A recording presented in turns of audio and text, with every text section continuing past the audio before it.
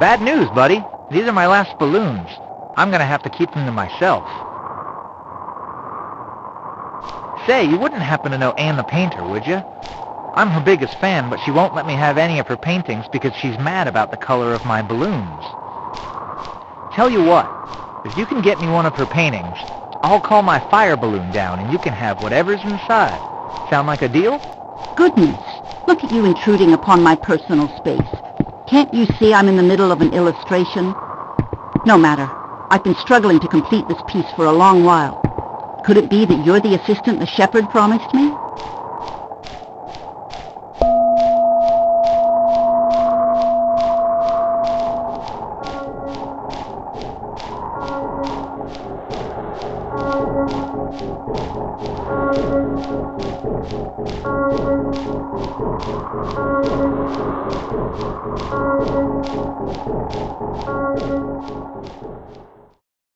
Abandoned, a place left for time to swallow up.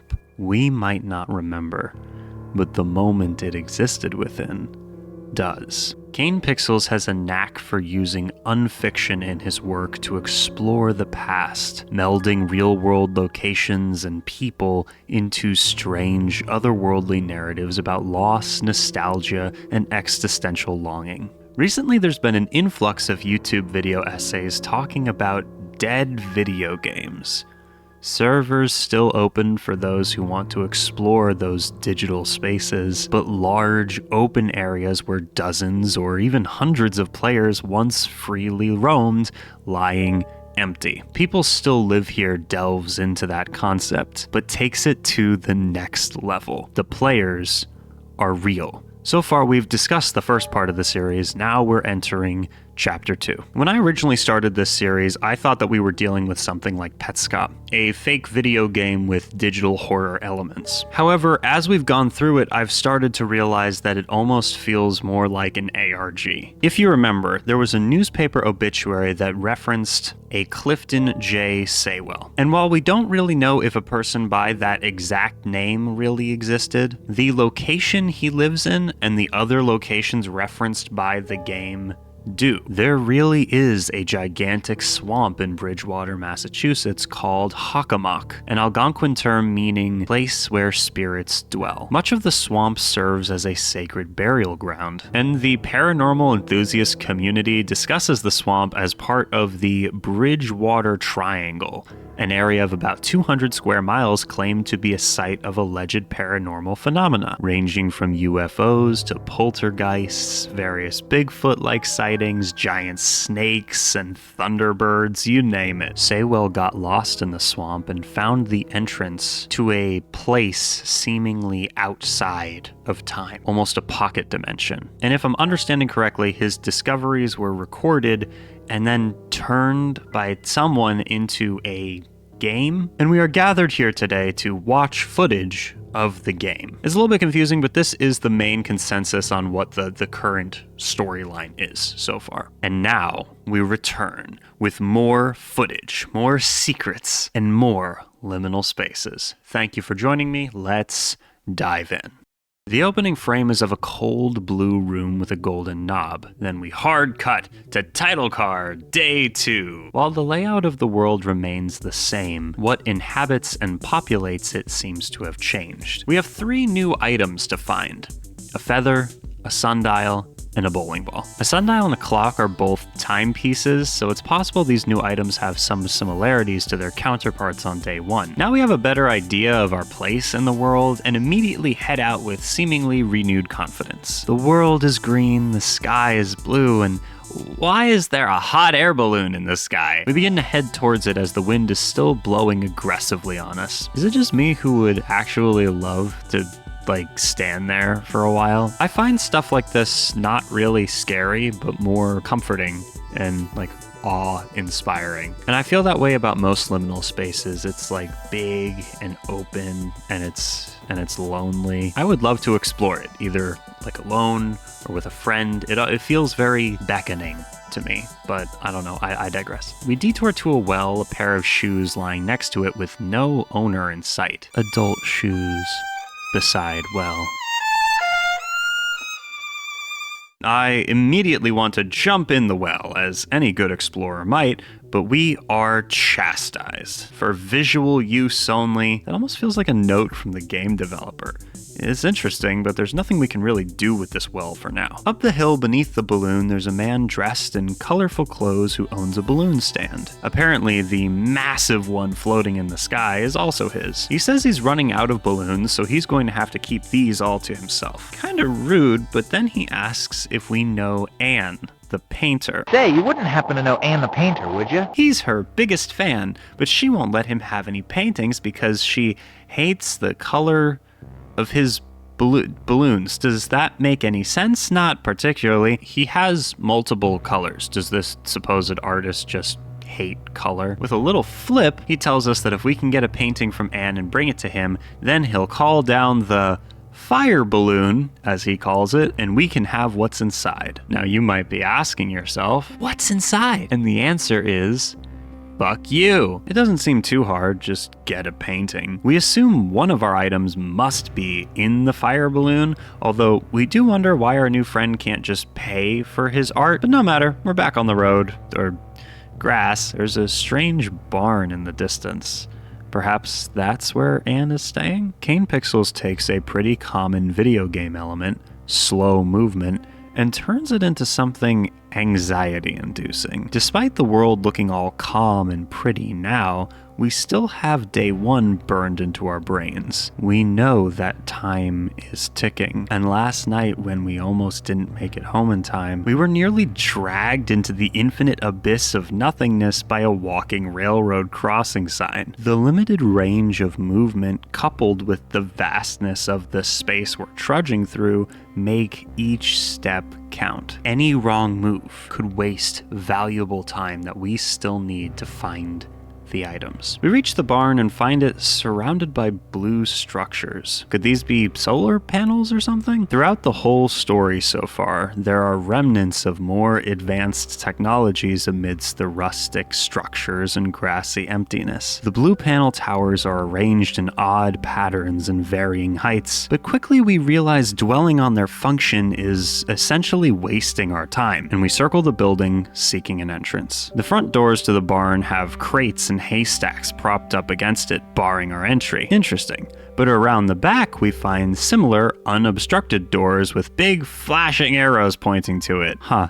I wonder what was being hidden from us back over there, but whatever. We enter the barn. Once inside, we can hear some music being gently plucked on a guitar by a strange figure seated atop a wooden ledge. There's a haystack in the middle of the room, very Ocarina of Time core. This guy thing up here is the first instance of a fully animated character. Everybody else in the series so far has been little more than a sprite, even the crossing sign from day one. So I wonder what's so significant about this guy. Also, is he moving like that because this is a video game world, or is he some kind of animatronic? Regardless, he makes no effort to interact with us, so we try to mess with the haystack, triggering a game of Minefield. This is like searching for a needle in a haystack.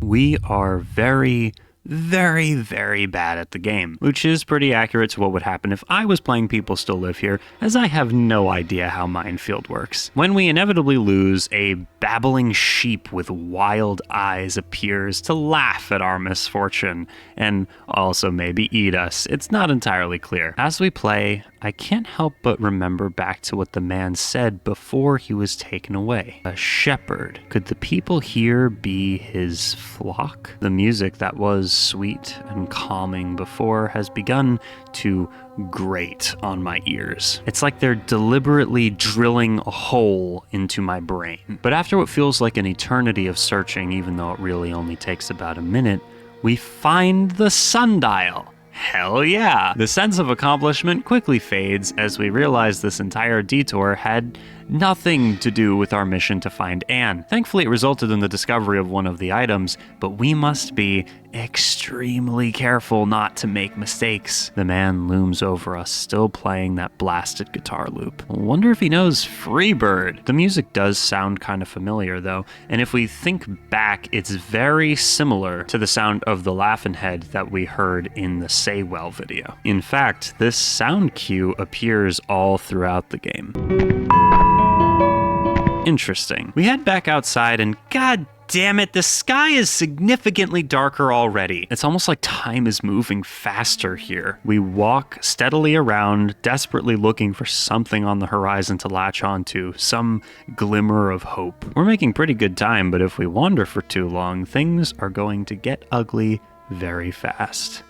We've reached a much appreciated signpost, leading us to Anne Hessen's garden spire in 2 kilometers, exactly where we need to go on our journey. We start in that direction with a newfound pep in our step, walking beneath some strange arches along the way. Do they do anything tangible? As far as I can currently tell, no, they absolutely do not. But this brings me to another reason why I like the series. The protagonist's actions feel very true to life.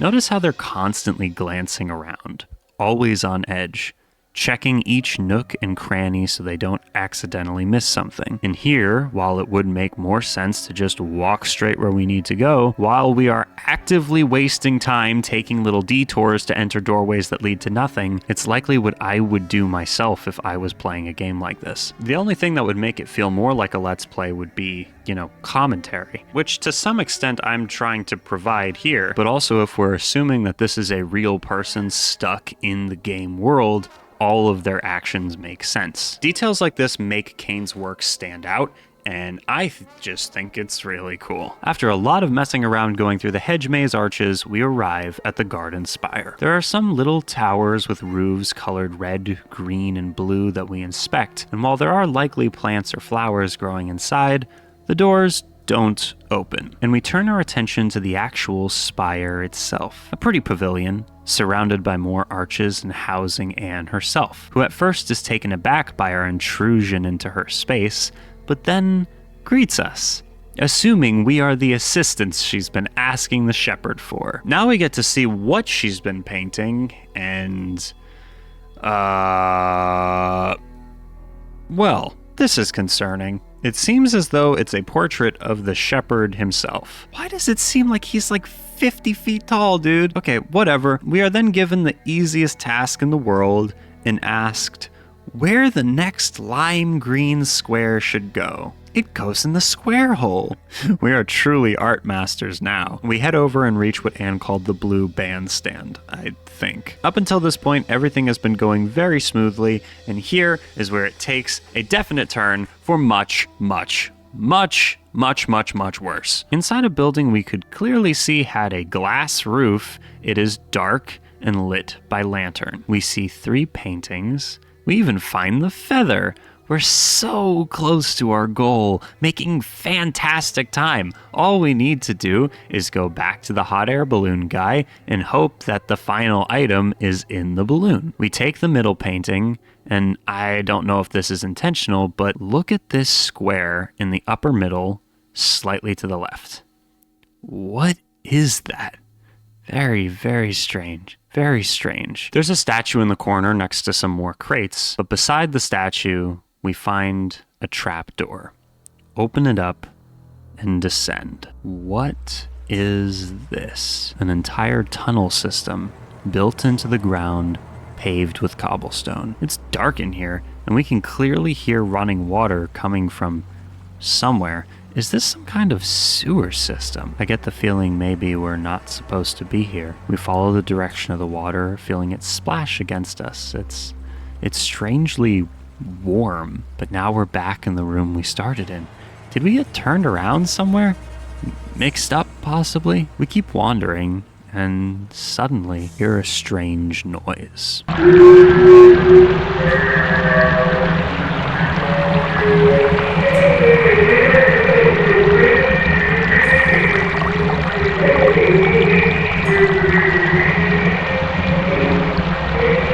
And as if that wasn't weird enough, the symbol that lets us know it's nighttime starts flashing in the upper right-hand corner.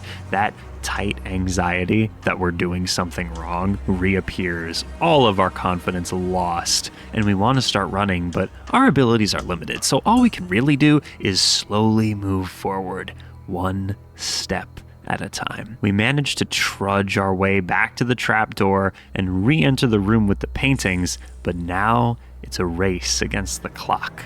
Is it even possible to get the painting back in time? The hills rise up against us, each valley getting more and more dark. The horizon shifts and fades. Then we hear music.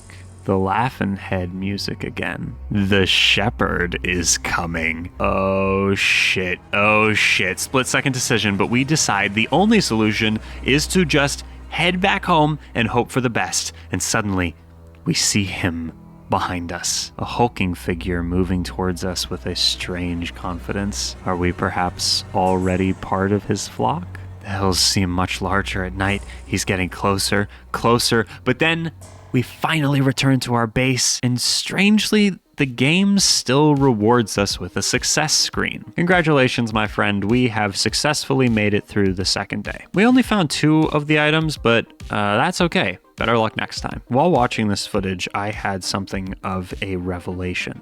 Something that really started to boggle my mind when I thought about it too hard. But guys, I think people might still live here. Okay, so we have the second video of gameplay footage now, but immediately after this, Kane posted a second video called Sunshine, which is very similar in basic concept to Graveyard, almost like we're establishing a pattern of long-form gameplay footage followed by Blender footage depicting something we saw in real life.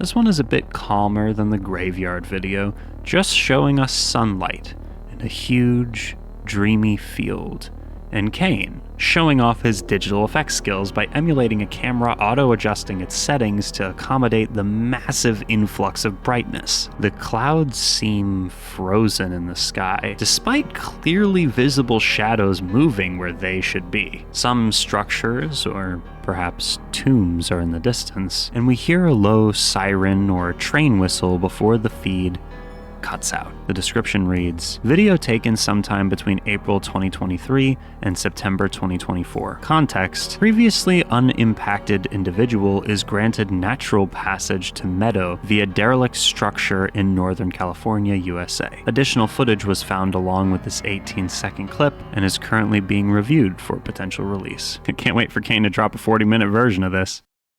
It's impossible not to marvel at how Kane Pixels has taken the concept of a dead video game world and turned it into something hauntingly alive. The game's liminal spaces, eerie sound design, and cryptic storytelling all work together, creating an experience that feels both familiar and deeply unsettling. But beneath the surreal imagery and cryptic puzzles, there's a real-life story here. How far is too far when creating an artistic alternative history using real names and locations? Mr. Pixels has been doing stuff like this in most of his projects, and personally, I think it's a really interesting approach. It's like breathing new life and creating new interest into small, dusty corners of the past that once might have only held significance for a very limited amount of people, suddenly living on through some